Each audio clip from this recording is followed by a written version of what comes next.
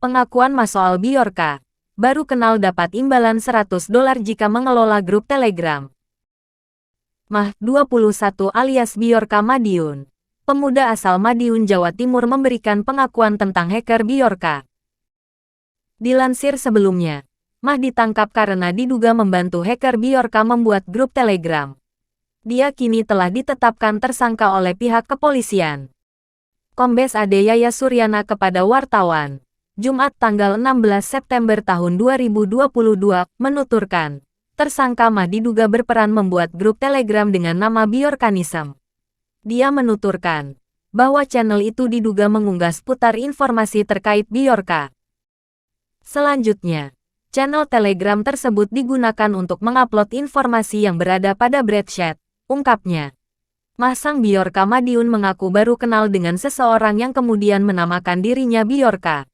Perkenalan dan komunikasi ini melalui medsos Telegram. Dikutip dari siaran langsung Facebook Tribun Jatim, tribunnews.com Network, Mah menceritakan, dirinya tahu jika Bjorka membuat pengumuman di grup privasinya. Siapa yang mengelola grup Telegramnya akan dapat imbalan. Mendengar imbalannya lumayan. Apalagi Mah yang sehari-hari berjualan es ini memang mengaku perlu uang. Channel @Bjorkanism pun akhirnya dikelola oleh Mah. Jadi saya DM. Di pengumuman itu soalnya kalau yang pegang channel ini saya beli $100, kata Mah. Imbalan itu menurut Mah berupa Bitcoin. Mah mengatakan dia hanya tahu Bjorka ada di luar negeri, karena selama ini komunikasinya dengan bahasa Inggris. Sama dengan pengakuannya pada polisi, Mah pernah mengunggah di channel @Bjorkanism sebanyak 3 kali.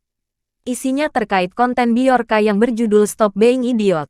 Mah sempat hilang usai jadi tersangka. Kini Bjorka Madiun pulang.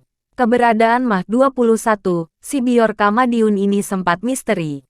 Usai jadi tersangka dalam kasus peretasan oleh hacker Bjorka. Kini diketahui Mah sang Bjorka Madiun ini pulang ke rumahnya di Dusun Mawatsari.